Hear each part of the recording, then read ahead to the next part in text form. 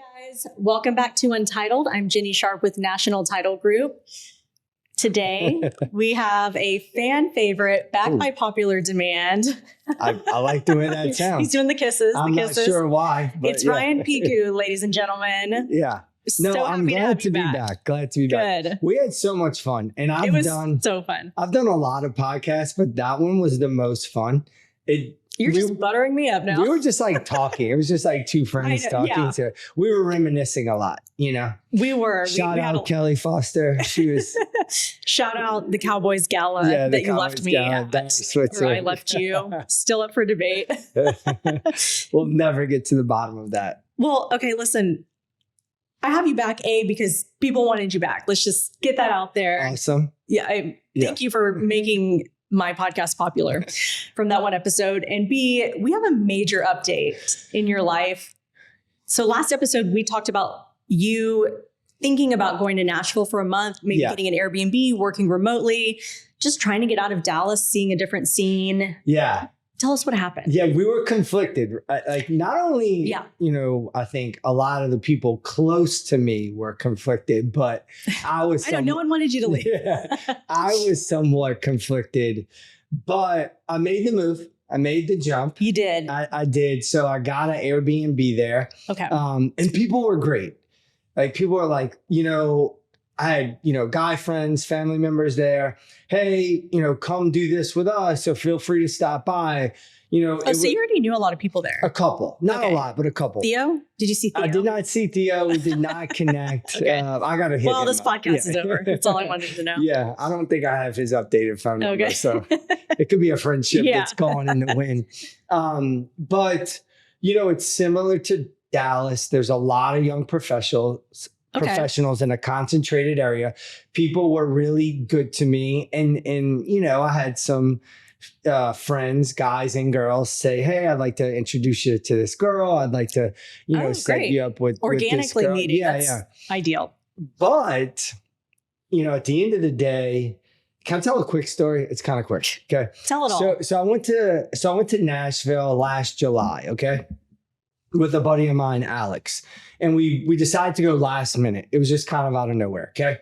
So we go and we end up on Saturday really not having much to do or any plans. So we said, hey, let's go to the Thompson Hotel and grab brunch. At the hotel, I ran into a buddy of mine and he's like, oh, you should come to this, my buddy's house. He's having, it's a party at this lake house. So I was like, okay. Fun. Yeah, so we'll go. And so can I name drop? It was Dustin Lynch, country singer. Really nice dude. Yeah. I don't know who that is, but nice dude. Like he's done a lot of stuff. He's really popular. I think he used to live in Dallas, but now he's in Nashville. But he's a big singer. You big I'm big gonna guy. have to check him out. Yeah. And so it was so cool to get invited to that. And then there was a girl that I met there, and I probably talked to her for like 5 minutes. Okay. Not much longer. And we added each other on Instagram, and that was it. I really just didn't come, there was no reason to talk or stay in communication. And then about a month before I went to Nashville, she posted a picture of her and her girlfriends. Okay. And there was this girl that I thought was really beautiful. So I did what any other single man would do, probably. And I added her on Instagram. Yep. After about 2 or 3 days, she did not add me back. And I was like, okay, I love this already. This might not happen. Well, make them feel the burn. Yeah. I was burning for sure. I was like, she's not adding back. Well, 3 or 4 days later, she added me back. And so in preparation for moving to Nashville, I just sent her a note. I said, hey, would love to grab a coffee or a drink. I'm going to be there for a couple of weeks. And she was really sweet. Yeah, let's do it, et cetera. So then I get to Nashville. Okay. And so I have a couple people that want to introduce me to this girl or this girl. And really, the girl I'm referring to, we'll call her girl A, girl 1, that was the one that I wasn't thinking much about. We had just kind of communicated over Instagram once or twice. And once she finally followed you back, you stopped thinking about her as much. Yeah. Well, no, like I'm kidding. I wasn't connected to her through friends, right? Well, no, you were pining for it, and then she finally followed you back so you could relax a little bit. Okay, yeah. Okay. That's what I meant. Yeah. So my second night, I went out on a date with her. Okay. And probably about 2 hours into the date, I was like, this is the best first date I've probably ever been. Oh my goodness. So where'd you guys go? So we went to a cool sushi restaurant. Yeah. And then one of the cooler places in Nashville that I went to, 1230 Club. Live music there all the time. So you had a big night, like hours. It was like a 4 or 5 hour date. Let me just interject for a second. I want to ask you this before you continue the story. When you do first dates, do you usually do a dinner or do you do drinks? I do whatever the girl is most comfortable with. You know, I can usually pick up on it. Some girls are like, well, I don't have a ton of time. Did I tell you about, should I share this? Yes. Did I tell you about my my method around drinks at the bar versus dinner? I don't think so. Yeah. So what you can do is, let's say you're going to go to, I know what you're going to say. At Shinsei. You know what I'm going to say? I think so. Okay. So I'll say, hey, let's meet at the bar at like 7. Okay. Then maybe I'll make a reservation for 2 at like 7:45. Right. Yeah. So then at first, if we're just having drinks and it's going good, I could say, hey, like, would you like to actually like sit down at a table and like grab an entree or whatever? And then you walk up to the hostess stand and go, Picou for 2. Picou for 2. And she's like, what? It's so crowded. I don't know if we'll be able to get in, but I'll try. Knowing that I already have a reservation. And if it's not going good, then you just cancel the reservation, right? So, but yeah, I think I usually try and do whatever I think they're most comfortable with at the time. It's a good read of the situation too.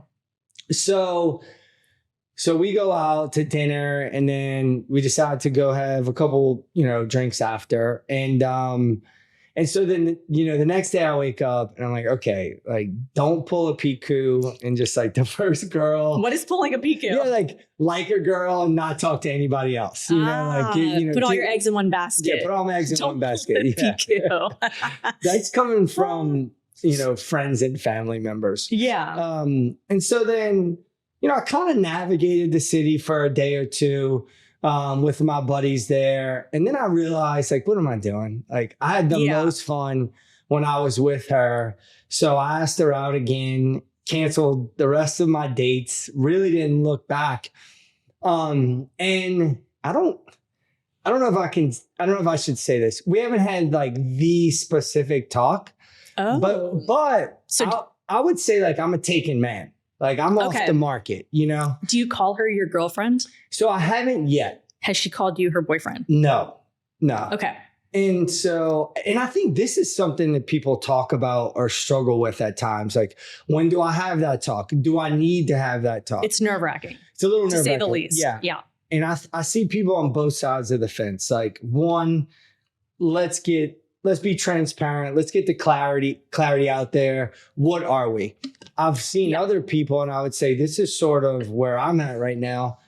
It's just going so good that like, I'm not even worried about having the conversation. Like, I have full trust that she's just investing in me. I'm only investing in her. I've deleted the dating apps. I've done it all. Yeah. So yeah, I would say I'm off the market.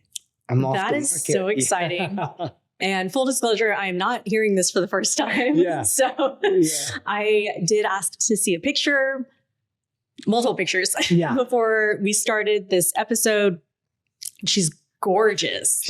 Woo, at 12. She's as pretty as she is. She's even more nice and more sweet. And she's funny. Which is so rare to find. She's funny. But not to make it about me, this whole podcast, but we're making it about you. Yeah. But for me, it was cool. I think I told you, like, I was one of those people that was somewhat in a rut of, I'm a little bored. I haven't really dated anyone in Dallas in a little bit. Feeling like there's not a lot of options. Yeah. You feel like you know who's out there. I was in the same place. So took a big step and it worked out for me. Now it's still early, we're a couple weeks in, but we're gonna explore it. Obviously she's there and I'm here. And so we're navigating that right now.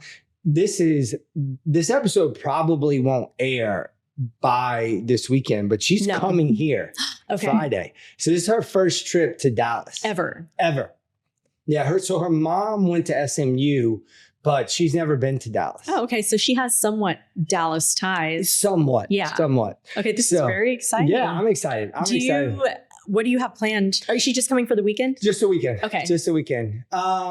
We're going to go to Colombian Country Club. Have you heard of that place? Yes, I haven't been yet. Yes. I want to go. Really cool, speakeasy-ish vibe. That's the other thing. Let me just say this right now. As it relates to Nashville, and we'll do some comparing I'd love to episode do that. Maybe. Like, Nashville's kind of wild.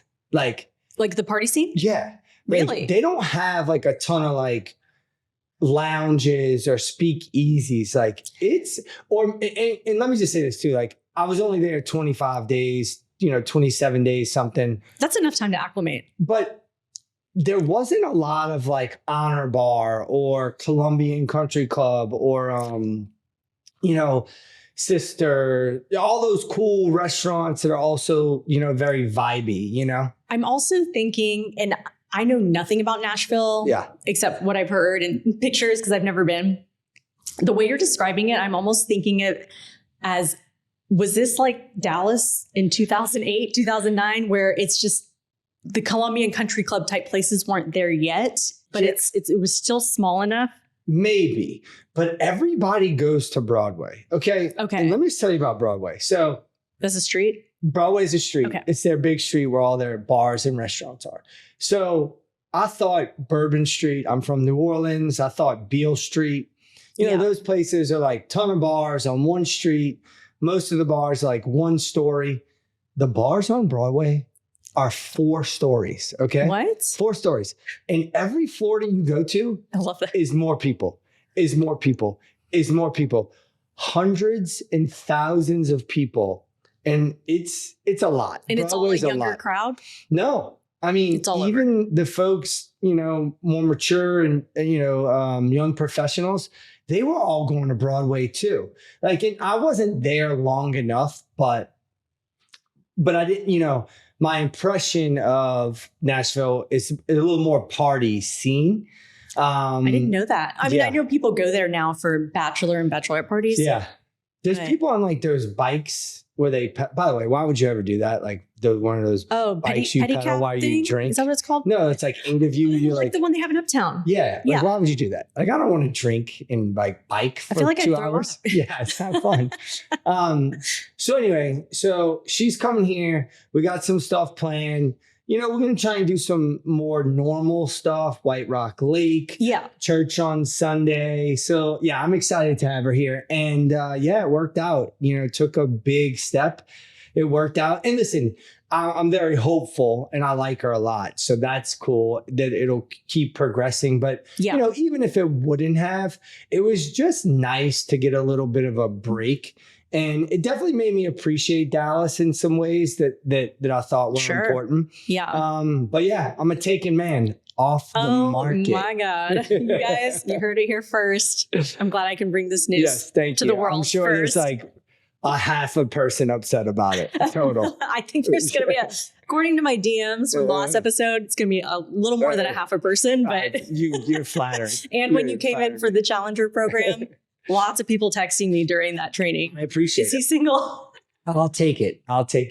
Well, that's so exciting. I'm really happy for you. I really think, like you said, just a refresh, a change of perspective, a change of location is really what is needed sometimes. Yeah. This is why people go on vacation too. They're like, I need a reset before I come back and go to work. Sure. Right. Yeah. And I'm not saying now you're back in the real world. This is your real world now. It just happened to work in the dating part of it. So I think that's great. It's incredible. Listen, sometimes it just works. But when you think about all the things that led up to me meeting her, it is kind of cool, right? The fact that I booked It's a meet cute. It's a little meet cute. I booked this trip last minute, didn't plan on it. Ended up at a lake house that I didn't plan on being at. met a girl that I talked to for just 5 minutes and never communicated with again. And ultimately, sort of found her through that Instagram. It's a pretty cool story. So I love it. Again, like I said, it's a meet cute. I'm a big rom-com fan. Okay. I don't know what meet cute is, but I was just going with it. Meet cute is in movies, in a rom-com. Okay. Where they meet. Where the guy and the girl meet, or the guy and the guy and the girl, whatever. Where they meet. And it's she drops a book in the bookstore and they both pick it up at the same time and they look at each other. Okay. Okay. He saves her from, or that Jennifer Lopez movie, The Wedding Planner, where Matthew McConaughey like saves her from getting hit from a car or something. That's a meet cute. Man, I should say that next time. I saved her from getting run over by a bus. Yeah. That'd be a good story. Yeah. No. You should just lie about it. No, I think that story's cool. But yeah, it was fun. It was exciting. But we brought back like info for the people. Right? Like we brought back info. Let's talk about that. And let me just say this. I want to be clear with this, like, because some people pushed back on me when we did this last time. Why? They were like, well, why are you giving dating advice? Blah, blah, blah. Because you're single? Yeah, probably. I almost just cussed right now. Mainly people just messing with me, right? Okay, no one mean. But I will say this. In no way, shape, or form am I a dating expert? Am I trained on how to give advice? No, and neither am I. I get it. Like that is not me. But guess what? All we have a lot of experience. We have real life experience. We have real life experience. So like, should we do this? Like, do you want to know the similarities? I really want to know, Nashville versus Dallas versus you've lived in LA. Yeah. Definitely need to know about that. Sure. And maybe if you want to, even New Orleans, similarities and differences on the dating scene. Okay. No, listen. Okay. Let's talk about similarities first, right? Like, I think one of the things that I saw, being in LA, talking to friends there, and even being in Nashville, no matter what city you're in, like everybody's dealing with the same stupid stuff. Yeah. Like nobody thinks there's anybody to date. And again, there's a lot of great people. We know that. We're going to keep it positive as always. It could be a town of 100 people and a town of 10 million. They're like, there's nobody, right? Yeah. And so seeing people talk about, issues with this person committing or ghosting or whatever, like all those things. Yeah. Well, let's talk about ghosting later. We got to talk about that. But Nashville to Dallas specifically, a lot of young professionals, concentrated area, a lot of pretty people, a lot of motivated people. And we know what that breeds. We talked about it last time. It breeds like a ton of options. Yes. There's options around every corner. So many options. Or at least the presumption that there's a lot of options, right? And so it truly is a mentality. Yeah. Yeah. And so those are the similarities. Like if you were to look at a couple of the cities that I lived in from a man's perspective, a little bit, right? I'm talking about, I don't see this in every person or it's like an epidemic, but like, I do think there's a couple things that make those cities unique or whatever. New Orleans, what I see there. Another city I've never been to, by the way. Isn't that crazy? What? I know, I'm leaving. That's offensive. I'm out of here. That's my hometown. I don't know what's wrong with me. We have a condo there. You can use it. Go. Okay. Take your boyfriend. If you like live music and good food, you'll love it. I'm scared of Bourbon Street. Yeah. Only go during the day. Okay. Yeah. And then I'll give you some stuff to do it. New Orleans is now I got to get on this. New Orleans is one of the most cool and eclectic cities. Yeah. I think the problem is you really need a local to sort of show you around. So anyway, so if you look at New Orleans, like one of the things that you see in New Orleans is like after Hurricane Katrina and a lot of things have happened, multiple hurricanes, COVID, all of those things, a lot of companies which bring in young professionals have left the city. So like I do think one of the obstacles with New Orleans is the talent pool, for dating, if you will, is just a little bit smaller. It's dwindled. And it's a city that's very, very, very family oriented. Everything that you do is with your family. So people that are good catches get married early there. Like I see that a lot. Yeah, your ex got married there. Okay. Yeah, actually, starting a family. She seems like she's doing great. She's doing great. I have nothing but great things to say about her, but it is funny because like, I moved her there. She did not want to move to New Orleans at all. She's a Dallas girl. She's from Dallas, right? Yeah. And now she married a guy there, and they actually moved to like Lafayette, which is like... Is that like a suburb of New Orleans? It's like 2.5 hours away. Oh, okay. This is like that was so ignorant. This is like Cajun country. Like it's even smaller, but they seem happy. Why'd she move there? Because she's married to a doctor, and I think that's where his practice is. Okay. She's very successful too, though. She's in medical sales, right?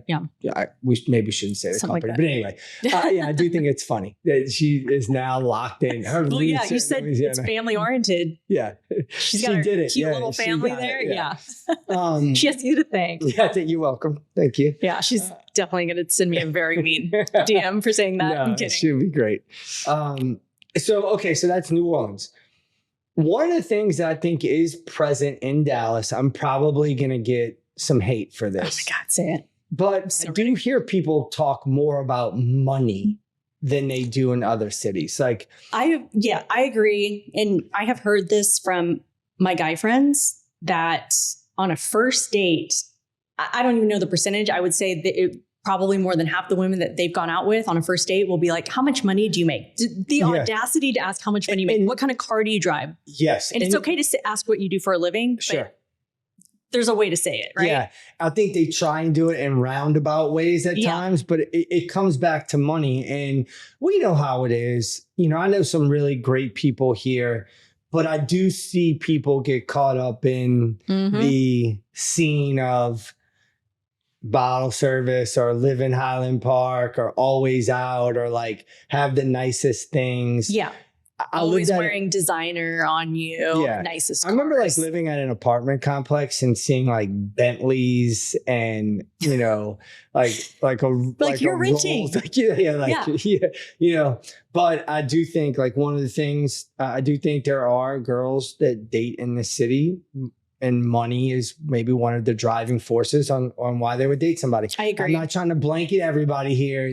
Don't get mad at me. But no, I agree. I see especially from what I've heard and from what I've seen. I have friends who are like that. Yeah. And whatever, be like that. And then I have tons of friends that aren't either. But yeah, it is what it is. And so then when I was in LA, oh boy, this was a more of like, what can you do for me town?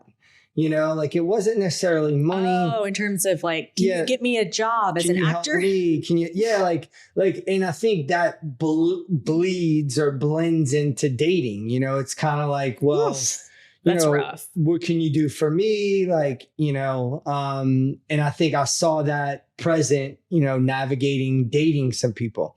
Nashville is unique, right? Because it's not as spread out as Dallas in a way, but it's like just as many people, and all the people are like in an even more concentrated area than Dallas. Like, and again, I don't know it totally, but I didn't see like a Plano, Frisco, or like, as it didn't stretch out as far. Yeah. And so in Nashville, it was kind of like, who do you know? It was like a who do you know town. Like I saw a lot of people being like, oh, I know this person. We can get in here. I know this person. It was a very so much of a like, who do you know town? Like, do you know? That sounds like Dallas to me, though. That's how it was when I was going out.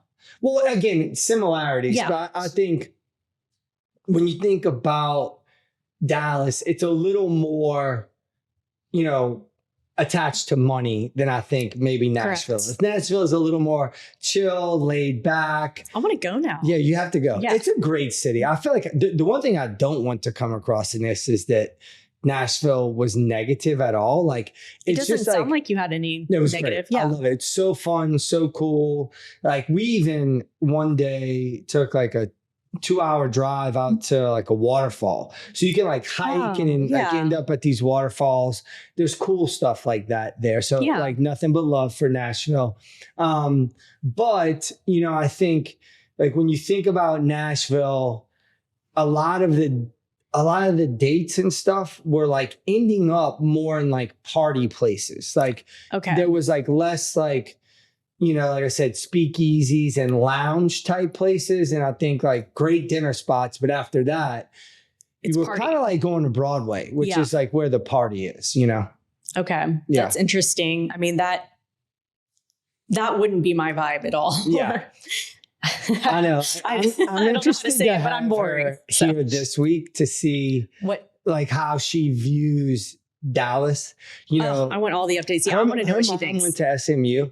Yeah. And so did I say that? Sorry. Yeah. And so her mom, one of the things that her mom said about Dallas was it can be like bougie at times, And Sure. so, We all know that. yeah. I wonder what her take on it will be. Yeah. Like, is it a little bit nicer places to like go and like have dinner and sort of hang out with friends, or is it like bougie technically? Yeah. Well, and I guess it depends where you go. Yeah. And obviously you said Colombian Country Club, which I wouldn't call that bougie. No. But yeah. But that would be bougie. But if you took it to Highland Park Village. Yeah. And all that would be bougie compared to what I saw in Nashville. Like, Okay. Yeah. Versus if you're just putting it in a vacuum, like Broadway versus that, it could look bougie or whatever. So the bars in Nashville on Broadway, am I just stereotyping and thinking there's a lot of country bars and maybe not country, but country vibe? Yeah, country vibe-ish. There's a lot of live music there. Yeah. So I love which that, is yeah. so cool. Everywhere you go,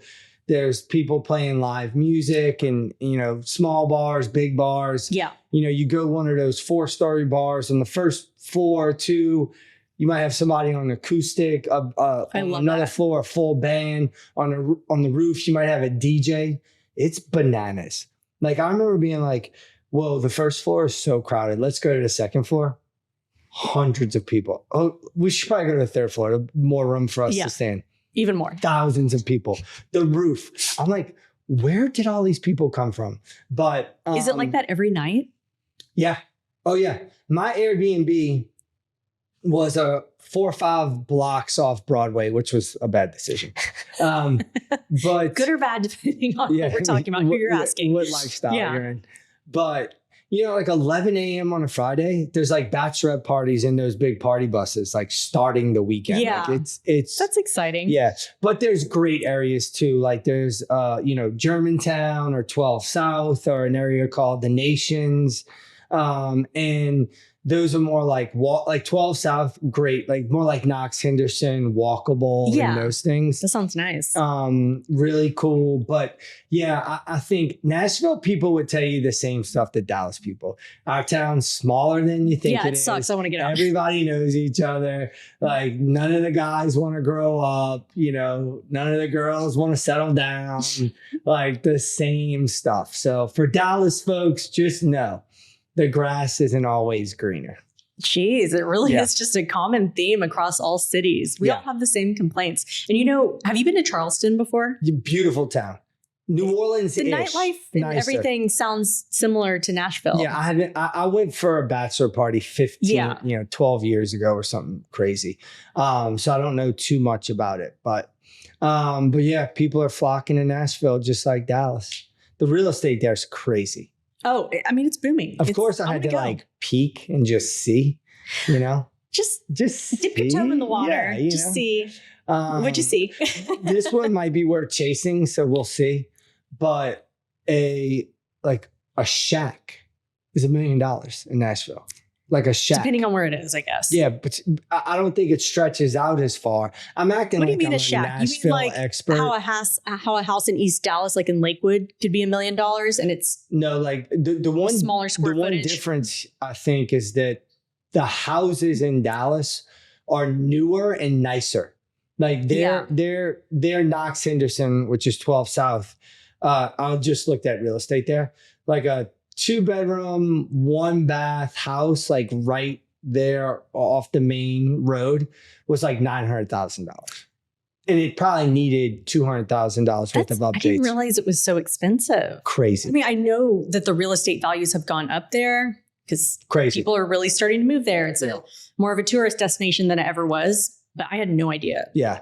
But yeah, it's a cool city. Cool city. Yeah. But a lot of the same obstacles, a lot of the same stuff, Yeah. I wish I had like more juicy dating stories for you, but this is the juiciest one of all. But when you find, when you meet somebody you like, So, okay, I don't want to pry too much. So obviously say next question or whatever at any point. You talked about, you guys haven't had the talk. It's happening more organically. Yeah. Are you usually the person to initiate that talk? I think I'm usually the person that talks too much, no matter when or where I am. I'm an overshare, probably like a future forecaster at times. Pulling a Picou. Yeah, pulling a Picou.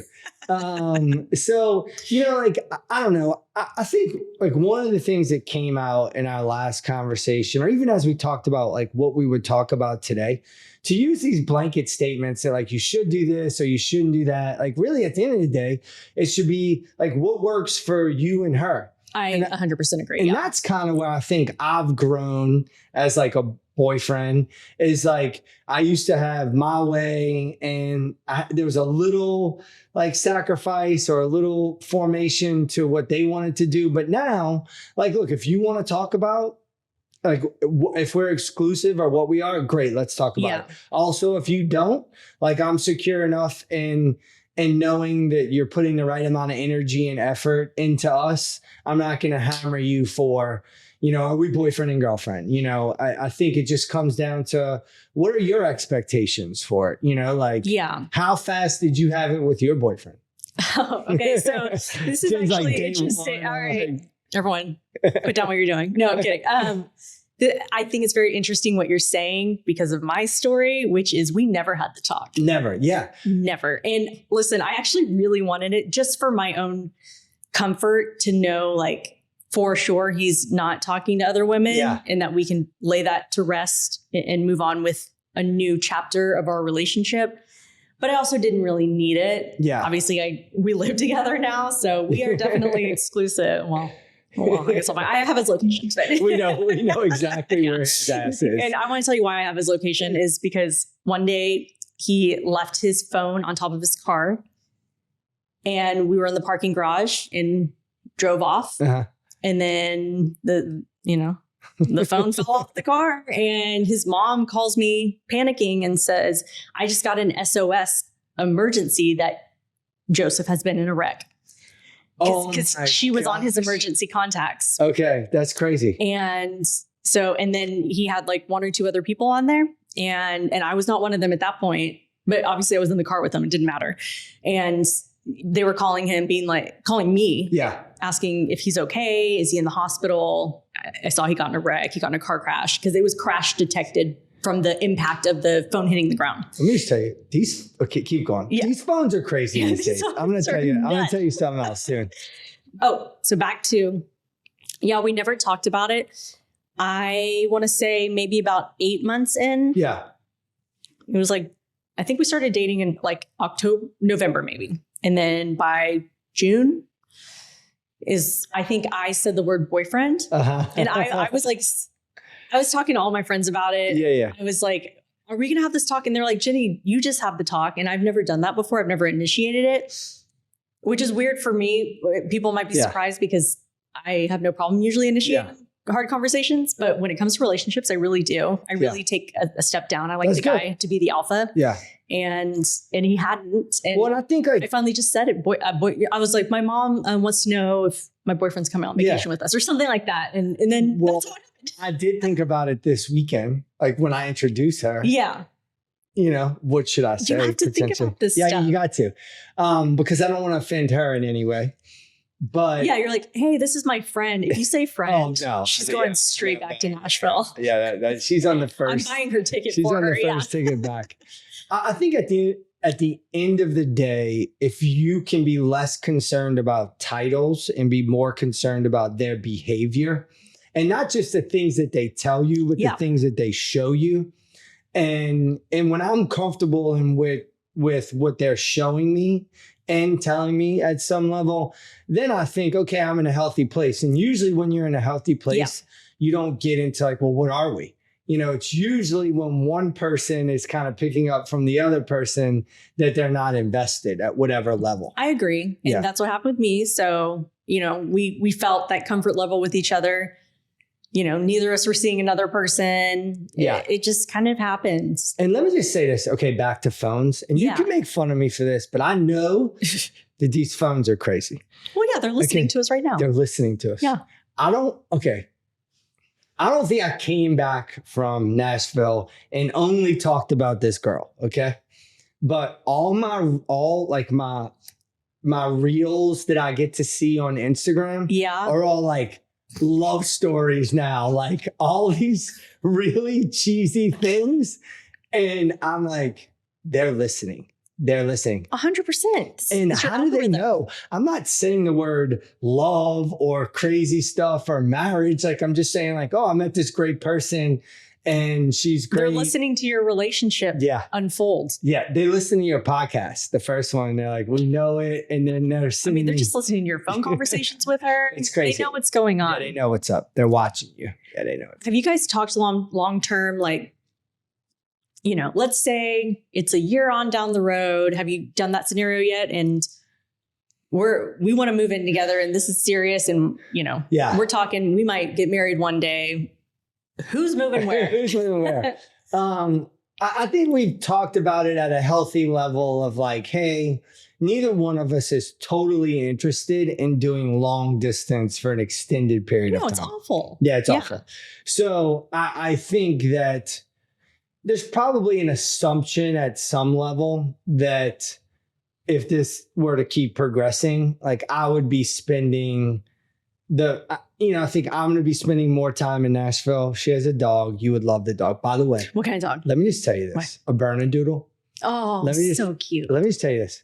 I was taking the dog out, picking up after the dog. Like, remember. You're picking up the poop? Yep, I did. That's love. Multiple times. And you remember, I wasn't a big dog guy, but I listened to what you said. When you like somebody, you also like their dog. Yeah. And in this past week when I was there for you show them that. When I was there for 4 days, me and the dog bonded. I think the dog actually might like me more. Okay, well, we're not going to go that far.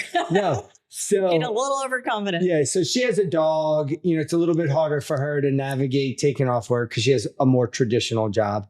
Yeah. Obviously, for me, I can do it from wherever. Well, and then she's going to have to arrange pet sitting or get the animal service animal certified so she can travel with the dog. He's big. He's a big boy. Oh, he's a big boy. I've traveled with the 2 golden doodles. Yeah, he's a big boy. Sitting in my lap for an entire flight. Yeah. 50 pounds. That's a lot. Yeah. So I think, it's easier for you. It's easier for me to spend time there. And then 2, one of the things that we talked about was I was considering moving there. That's why I went to Nashville. It wasn't just to get about that. To get in and get out. You were potentially looking at buying a home, making that your home base, right? Could, yeah. And so I think that, we don't know yet. And obviously we have a long way to go. I think if it keeps progressing this way, that conversation will happen probably sooner than later. Because the long distance just is not fun. The distance is going to force you to have that conversation at some point. Yeah. So, and I don't want to speak for her. I think that she is she's not landlocked to Nashville. She doesn't have family there. She's considering a career change right now. Okay. We'll see how Dallas goes this weekend. Just make her fall in love. But I think at first it's going to be mostly me spending time in Nashville, which is tough because, I have my routine here, and my friends and family. And so, but for me, it's a sacrifice. Yeah, for me, that would not be the obstacle to get in the way of pursuing this. That how you're I not feel going to let about it stop her. you. No, she's great. The feelings are much stronger than your inconvenience. Yes, she's great at this point. Oh yeah, for sure. Yeah. And I think it's more so the close friends and my routine and my mom's here. Me and my mom are going to a cooking class tonight, by the way. Just where? Sur La Table? Yep. Yeah. That's her Mother's Day gift. And so I'm prepared to get 192 questions about my dating life. Are you going to let her meet your mom this weekend? So my mom's out of town this weekend. So you planned it perfectly. But that was not planned. No, but also it's a little different than my mom. My mom, she's very social. She'll come out with us and do stuff. So, she did a great review of our podcast episode. Oh God. Thank you, Dorothy Jean. Thanks, Mom. She probably would meet her if she was here. You know, she Sure, she would want to. Yeah. Yeah, and I don't mind. Like it, you know, You don't think it's too early? I don't think it's too early. I think there's context to it. Like one, she doesn't live in this city, so it's somewhat unique. Like it would be a more casual meet. It would be a more casual meet. Like if my mom did want to meet her, like she might not get the opportunity for another couple months. You know, yeah, true. Because you know she doesn't live here. But, you know, I think I'm always, I don't know, how do you view it? Like, I'm always like, if it doesn't freak them out, like, I want to get these people in front of like my close friends and family sooner than later. Like, I want to know what their vibe is. It depends how soon. And this is only because of my past trauma. I was going to say experience trauma. I have definitely been love bombed before, and I am ashamed to admit it because I feel like I'm a strong, independent woman, you know, and I fell for it once, and I met his parents within the first month. I had already met all his friends. Yeah. He was already wanting to be exclusive within the first month. And I thought, this is great. This guy's really into me and we have fun together. And he seems to have everything I want. And then by month 2 or 3, I might have been like 2.5 months in, he acted like he was disgusted with me. I mean, which that could have nothing to do with you, by the way. I now know. Yeah. It has nothing to do with me. He's done it to every single person he's ever dated. And I think he's approaching 50. Are those the biggest 2 obstacles that you think girls deal with? We talked about one earlier. So the first one, and they're on opposite spectrums. One is like, this dude's love bombing me. Yeah. And the other one is emotionally unavailable. I'm getting ghosted. Yeah. Right? Like in the beginning, like there's no in between. There's like it's either those. If you find an in between, ladies and gentlemen, that is a unicorn. Okay, so but here's the deal. I do have a lot of girls that I've maybe gone out on, you know, a first date with here or there. Not a lot, but a handful.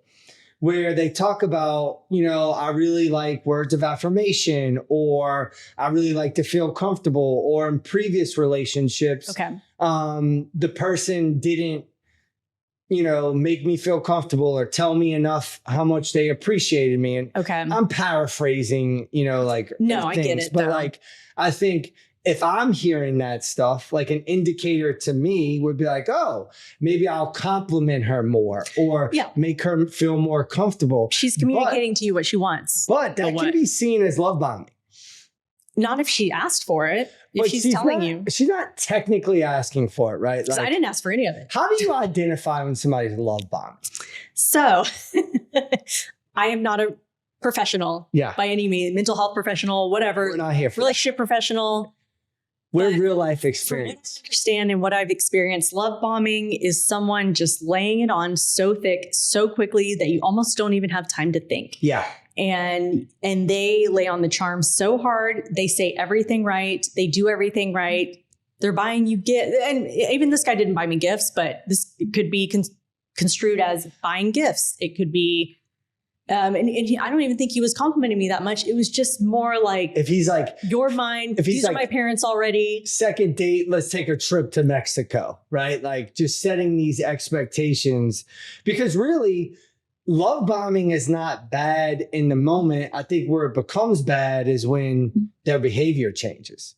Like if this person was consistent with the things that he said, then he's not love bombing. Then he's not love bombing. No, he's that is his personality. Right? But so it's when it changes, right? Yeah. So again, like I said, maybe 2.5 months in, you know, he was all about me, and all of a sudden he was like, "Get away from me." Yeah. And it's all him. And then there's the opposite, where it's like they're playing games almost, and it's like ghosting. Like what defines ghosting? I'm not really sure, but like people are crazy with this. So like I had a buddy, and he used to do this. I don't know if I said this on the last one. I hope I'm not repeating myself. I'll let you know if you did. He said, when I'm starting to date a girl, and this is absolutely crazy to me. When I'm starting to date a girl, I will send one less word in a text message, and it'll at least be 1 minute longer than she texted back. Meaning if he texted her and it took her 15 minutes to get back and she texted 16 words, he would not text more than 15 words and take 16 minutes to write her back. So like, it was like such a it's very specific. Yeah. I will say in my dating life, I kind of do the same thing. I match their energy. Yeah.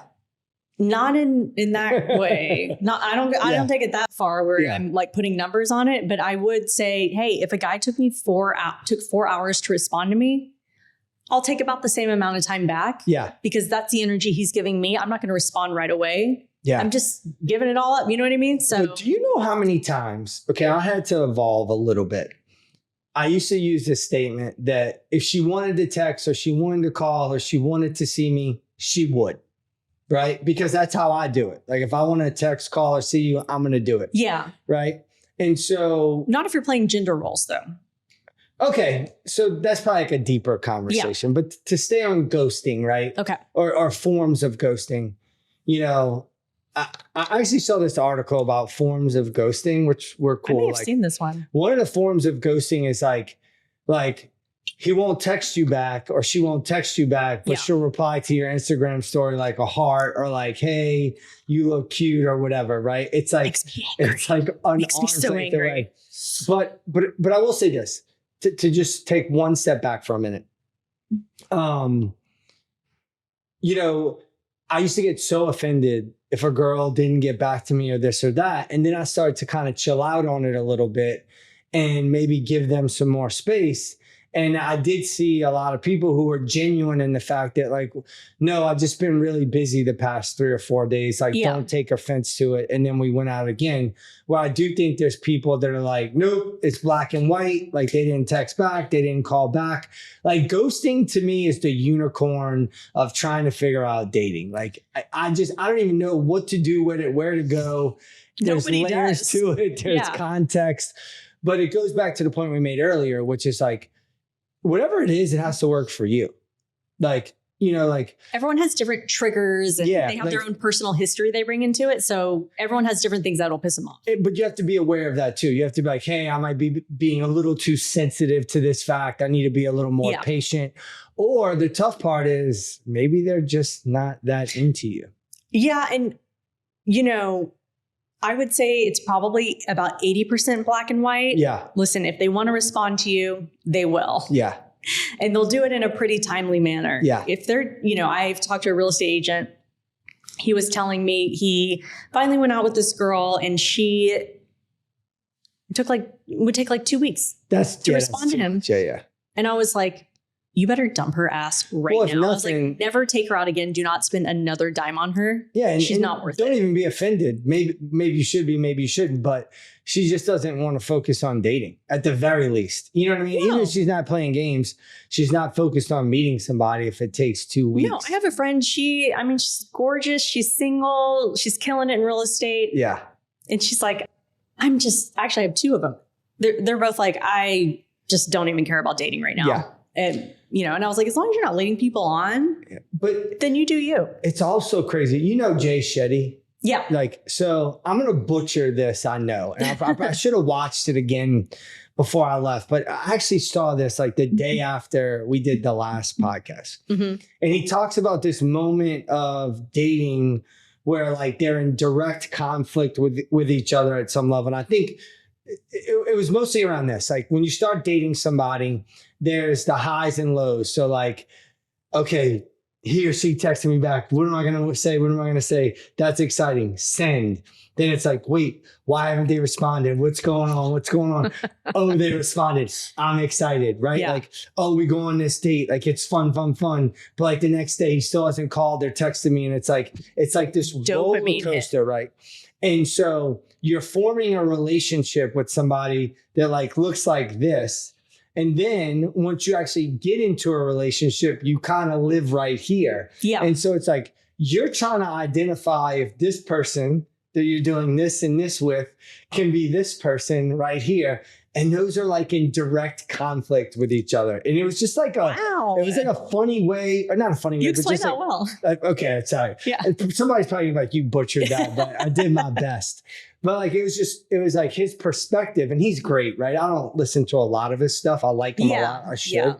But think about trying to date like someone during a tornado. And then like, once you start dating them, you're like on a beach somewhere. Like that's the difference. Like I will say, meeting my boyfriend, was the only time I didn't have the hills, the ups and downs. It was from the get-go, 100% consistent. That's he was awesome. the only person who's ever been consistent with me, always checking in with me. Yeah. Never asked him to. I don't even check in with him. I'm not good at that. I didn't realize that people do that. I didn't realize that guys were capable of that. So I just was never a checker-inner. Yeah. Now, he brought that out of you.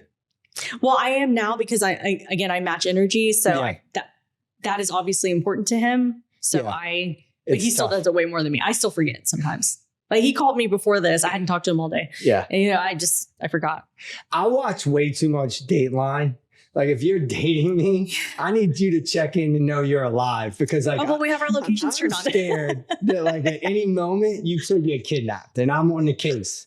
Well, maybe that's why he reaches out so much because he is scared about that too. Let me say this: the girl I'm seeing, she'll like leave her apartment and not lock her door, and I'm like, girl, what are you doing? I'm like, you're very kidnappable. Have you seen you? Like, we can never say her name, by the way. I would kidnap you. Yeah, we can't say her name. Yeah. But now I'm like, lock your door. Now she lives in a secure complex. Nothing's but that's secure. Not to say she doesn't have crazy neighbors. Yeah. Ever read that book In Cold Blood? Yeah. Kansas? Yeah. 1950s or whatever. Yeah, it can happen to anyone. But I think for me, I need to know, just raise your hand. Let me know you're alive every now and then. I need to know. I don't have her location. So no, not yet. Yeah. Just wait till your phone just falls off the car and crashes. I'll just wait till, she goes to sleep and I'm just kidding. While she's asleep, you turn on her face recognition. But you know how many people I know do go through their partner's phones? Yes, it's a thing. And, we were talking about before we aired this episode, or before we started recording, sorry, I'm in a Facebook group called DFW. Are you dating the same guy? And it's basically just catching guys in the act. Catching guys cheating. Yeah. Yeah. And it's a lot of, women posting in, hey, I'm about to go on a date with this guy. Here's the picture. Give me the intel. Yeah. And the intel is bad. So bad. I mean, people are like, this guy's married and has 3 girlfriends. How do they know they're not lying though? You don't know, except, women are such good investigators. Yeah. We're always going to back it up with receipts and evidence. Yeah. So they'll like no one's going to take it for face value. Threads. Yeah. Show me this. Show me that. And now you can manufacture text message conversations. Yeah. And to make them look real. But we as women know that. Oh, yes. Oh, you can. You can manufacture. Yeah, I don't know what it's like an app or something. I don't know what it is, but I've learned so much. And I've learned crazy out there. I've also learned so much you can do with your phone and see and guys just don't know. And I've learned it from this group. Like people are like, check the information on that picture he just sent you. Yeah. And it'll be a picture from like 3 years ago or something. And I have a girlfriend a friend that's a girl, right? Who's in a very committed relationship with a guy. And I haven't met him, but like everything that she tells me about him is very positive. Like, and I pick up on stuff, right? Like, I'm like, he's dedicated to you. Like, that's my impression. Like, I don't give her the feedback, like, you need to kind of watch out. But 2 or 3 times since they've started dating, she's gone through his phone. And is that because she's been cheated on before? I think there's some past trauma, right? And the funny part is the only thing that she's found, not funny, but the only thing that she's found is that his ex will reach out to him and send like a text or a message. Which he can't help. He can't help. Depends how he responds. And he doesn't respond. Good guy. Good guy. But now that she's created this pattern, she's stuck. Because like now she wants to make sure that he's still not responding. So now she wants to keep checking. Keep checking. Once you open that Pandora's box, you just can't go back, which is why I won't do it. I know my boyfriend's passcode and everything. And she knows it's wrong. She's like, it's wrong. I want to stop doing it. Yes, we know. I have no reason, blah, blah, blah. It's hard. But she's like, if I could just get his ex to stop messaging him, I'm like, she can't control that though. Then you're going to find something else. Yeah. Like every time you go in that phone, there's somebody maybe hearted a story or this or that. Like, it's almost like the old saying, like, if you look for something, you're going to find it. You're going to find it. Absolutely. Now, the alternative, I know that people have looked through phones and like they see somebody's like a serial cheater. So like, I get that like there's another side to it or whatever. But at the end of the day, like the message should be this. Once you open that phone one time and look in, It's over. it's happening again.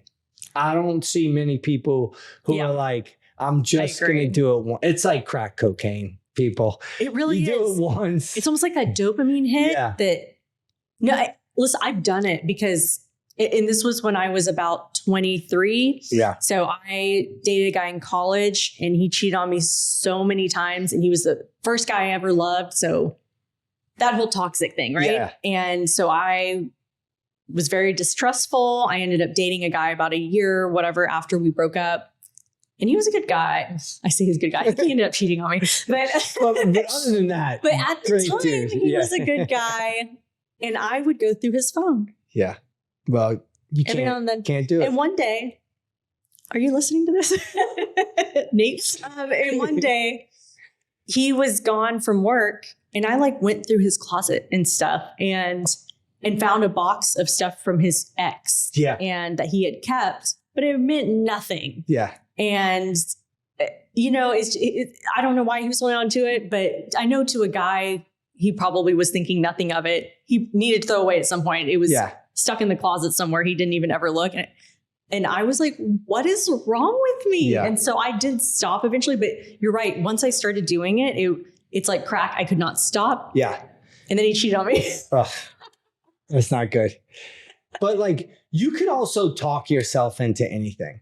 I remember I went out of town for a trip one time and I came back and went to my girlfriend at the time's house and she had worked a long day. So we both walked in her house at the same time, me from the airport, her getting off work. And there was 2 glasses of wine, that had been from the night before.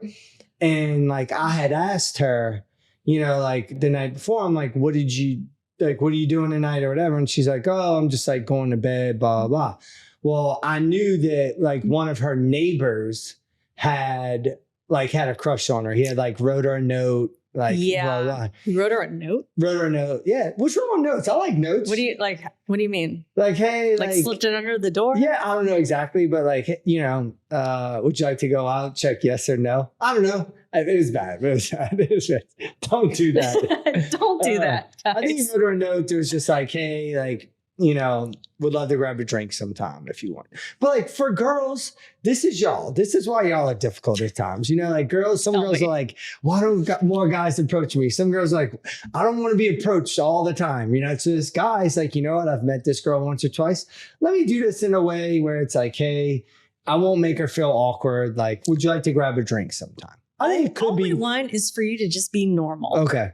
Just definitely come up to us. If y'all could define what normal is, that would be very helpful. I'm just saying. In a friendly manner. Don't be creeping me out and just be hey, We should do we should do another total episode on approaching girls at the gym, on the Katy Trail, at coffee shops. I have methodology I'd like to share. Yes, and I can shoot all of them down. And then I can be yes, no, yes, no. Okay, that's going to be another episode for sure. But anyway, I think the point I was making is you could talk yourself into anything. At that point, I had talked to myself by just seeing those 2 glasses. Yeah, your mind just whoop. It's the dude, it's the dude, it's the dude. Yeah. And then eventually. But she also said she just went to bed. Went to bed when I had talked to her. And then, later she's oh, Karen stopped by and we had a glass of wine. But I had already gone to a dark place. I'm oh no, it's the dude next door. Did you check to see if there was lipstick, gloss marks? I didn't get into that, but I think because you're not a girl. Yeah, I'm bad. Yeah. But it's the same thought process, right? If you look hard enough, you'll be able to talk yourself into something that might not be true. And that's why ultimately you got to trust the person that you're with, trust your intuition, your gut, but also the stuff that they're saying and doing. You have to stop catastrophizing in relationships and in life in general. If you just go to the worst place always, that is no way to live. You're just anxiety ridden all the time. You cannot control what happens. You can be in the best relationship, marriage ever, and they may cheat on you. Yeah. And you have to be cool, I'm done. Let's move on. Yeah. This is going to suck for a while, but life will go on. Oh, I mean, for me too, coming back from Nashville and us being apart, I had a moment where I'm like, like now that I'm gone, is she still going to be as into it? Am I, and your first inclination is like, okay, well, now I feel a little vulnerable, and like no one likes to feel like that. But my mom used to always have this thing that she would tell me when I would call her, maybe with those situations. And she's like, here's the thing, like, it's too late. Like, you already like them. So you can either lead with confidence or lead with fear. And leading with fear is never the answer. Never the answer. And honestly, like vulnerability is going to happen at some point in the relationship with that person. Yeah. The faster you get to it, the better it will, ultimately be. Yeah. Speaking of fear, we're almost at a stopping point, but speaking of fear, do you think about if she's going on dates with other guys? The girl I'm specifically dating? Yes. Now, we at least had that talk, and I led that. Okay. I led with like, hey, just like want to let you know, because we were on like her couch or something, or at her bar, eating, and like a Raya notification popped up. Yeah. And like, really, I hadn't been active on it or doing anything. Oh, on your phone? On my phone. Okay. I hadn't been active or doing anything on it in 2 weeks. Like, just because I was like, well, it's also a waste of time. We can talk about that later, but yeah. But I just said, like, a day or two later, I just said, hey, I want to let you know, like, I deleted Raya. Like, I've been having so much fun with you. Like, I'm just kind of focus on, like, exploring this, And I love that you said that. Yeah. I mean, it just brings such a like comfort and sense of security to the woman. And like, she didn't say anything back at first. Yeah. And then like kind of like a week later, she's like, just so you know, like, I'm not either. So for like a week, I'm like, okay, yo, like, what about you? I feel like that was the talk. Well, somewhat. Right. And that goes back to like, what's the label? What's not? Yeah. But at the end of the day, that's basically the talk. Yeah. It shouldn't matter necessarily what the label is, but it should matter that like, okay, you're not exploring dating other men, Yeah. That's most important. Yeah. So yeah, I controlled that conversation. Okay. Or at least led with it because, I think there was part of her too that was like, okay, like, what's going on here? Like, you just moved to Nashville for a month. Like, you're a decent looking dude. You seem like you're not a serial killer. Like, are you just trying to come to Nashville and serial date everybody? So that's legitimate. Yeah, it's question. Yeah. Which, like, I think she'd have been totally fine if I would have said, hey, like, I'm just kind of exploring a new city. She'd have been like, great. I think for her, I'm not the girl for you. Indoor, like, at least I know where your mind is. Like, we could go out one time and like, it's a maybe. Yeah. But now I know not to take it seriously. But after a couple dates, she's like, oh, okay, I can kind of take this a little more serious. You know? And our situation was really unique because I had moved to this city where I didn't technically live, and there was an expiration date on when I was going to be leaving. Yeah. So that was like another layer to like, well, what's kind of going on? Like, you just want to like date a few people while you're here and then you're leaving? Are you ever coming back?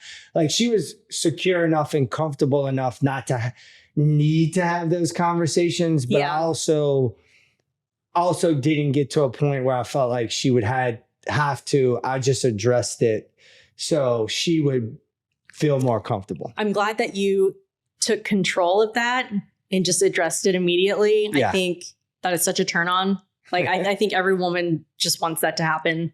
And if you guys ever do end up having a talk, which you may never, right? It may just organically happen like it did with me. But I think you should lead the conversation. I just think it gives a lot of comfort to women. Yeah.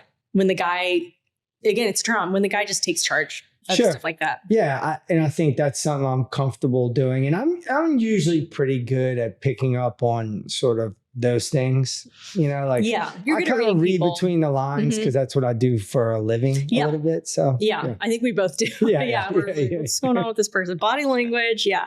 We're always looking. Well, thank you for sharing your experience. Always fun. And being so open. I don't know if we've helped anybody out there. We've helped no one. I hope that we have.